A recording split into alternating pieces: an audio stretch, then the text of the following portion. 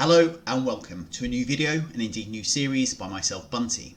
Now in this series I'm going to be sending a small band of determined and fearless characters into some of the most iconic dungeons in World of Warcraft in order to try and find and collect some of the most expensive rare treasures in the game. Now there's a lot of expensive rare treasures I haven't collected as yet. What I've done is I've targeted 52 pieces into a loot deck, which is on the screen as you can see, and I'm going to try and send my characters out there to get this loot, bring it back and collect it for all of the things. Now some of the treasures on here may be recognisable. We've got on here some of the Alderman rares, which are incredibly expensive if indeed they're on your server. We've got some of the treasures from Shadowfang Keep, Scarlet Monastery, etc. So some of the treasures on this list are incredibly expensive and very, very rare.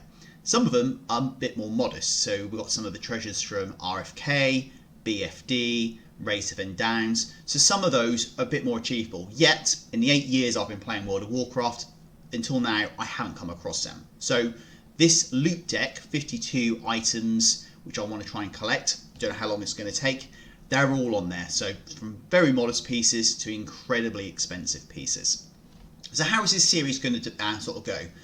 So each video from this video is going to concentrate on one dungeon, and in that video I'm going to run the dungeon 10 times. Don't worry, I'm not going to record all of the 10 times. It's going to be an introduction to the dungeon, a walkthrough if I haven't done one already on that dungeon, a slow walkthrough so you can kind of see what things I consider when going through the dungeon, character selection, and take it really slowly to begin with.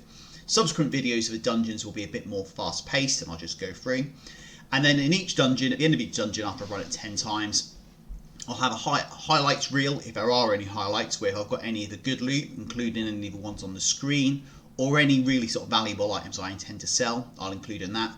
And at the end of each video, will be like a bag sort of tour, what I've collected and what I'm going to try and sell. So you can kind of see, if you want to kind of do this, what things potentially you could pick up running that dungeon. And then, as you can see, there's a number of dungeons on here from Alderman, which I've mentioned already.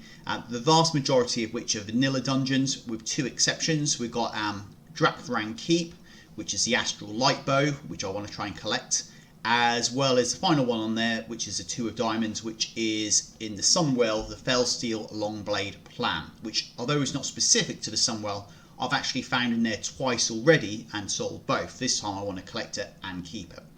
That's a good point actually. All of the loot on here I don't have the appearance of.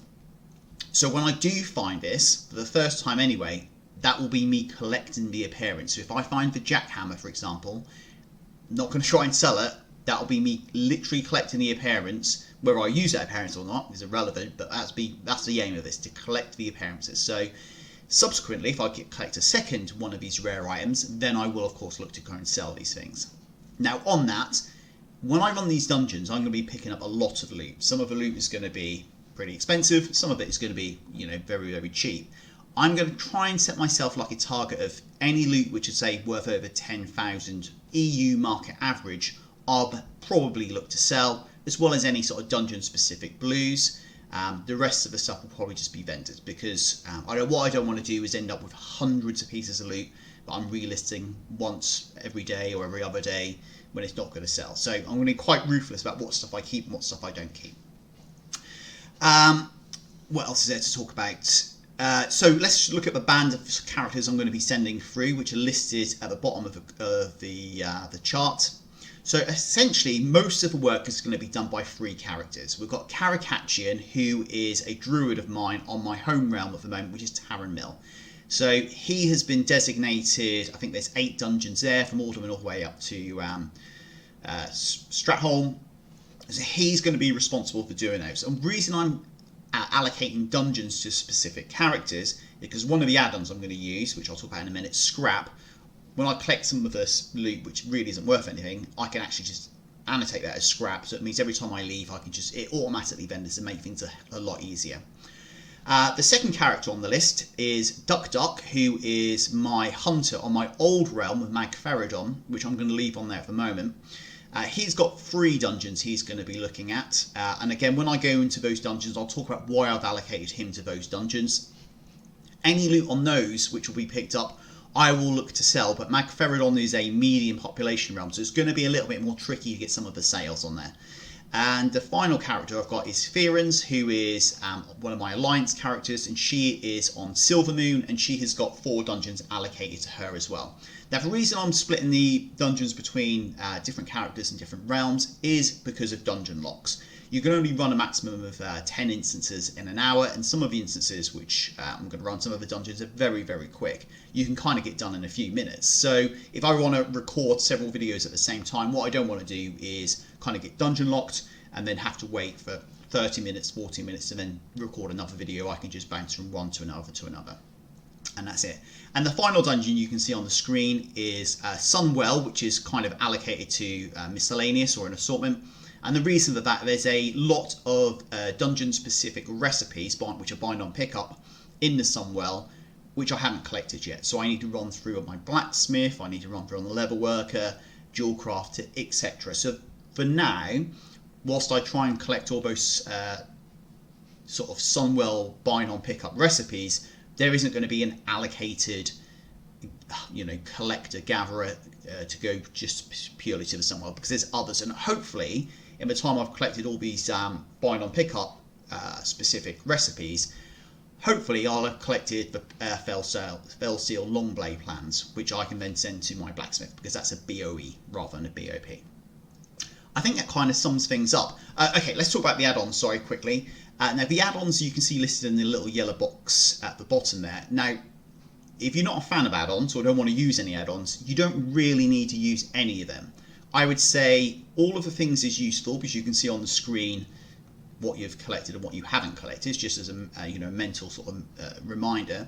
But that's nothing you can't really do with a pen and paper. Trade Skill Master is useful in combination of Loot Appraiser, so you can actually see how much something is worth once you've collected it. So if you're collecting lots of greens, for instance, and you're not aware of how much something is worth and whether to keep it and try and sell it or not, it's useful for that as well. And also Loot Appraiser gives you that really satisfying ping when you collect something of a certain value, which will appear on the screen. So again, you don't really need to use either of those two things if you don't want to. Scrap, or an equivalent to scrap, I do think is pretty useful. It just speeds things up. So every time you've finished running the dungeon, and you've got bags full of green items which are worth 50 gold to 100 gold, and you're never going to try and sell them, you've already collected the appearances of them, those things there, scrap is really useful for just getting rid of things. So I will, in the first video, go into the add-ons a little bit more detail, but for this introductory video, I just wanted to list what add-ons I am going to be using. So really, that kind of sort of sums up this first video.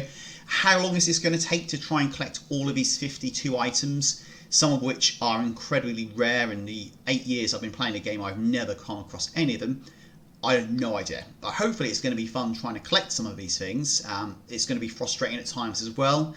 I'm sure I'm not going to go through and collect every single of the rare items from Alderman in the first sort of couple of months. I'll be lucky to get maybe 1 or 2 of the really rare stuff in the first 6 months, I would dare say. But some of the others will be a little bit more easier. So what I'm going to look to do is hopefully, as the days, weeks, months go by, this chart is finally going to be collected. Some of those items are going to be sort of highlighted as green, which will indicate they've been collected, and we can kind of see how we go. And eventually some of these dungeons will just be ticked off. So like the RFKs, the RFDs, Dead Mines, for instance, it might not take too long to collect that loot, and then I don't need to worry about that dungeon again. So if this is something you're interested in, the next video, well, the first dungeon specific video will be up very, very shortly. And yeah, hopefully you can enjoy the frustrations and the highs as I try and collect some of these rare items. So until next time, thanks for watching, and goodbye.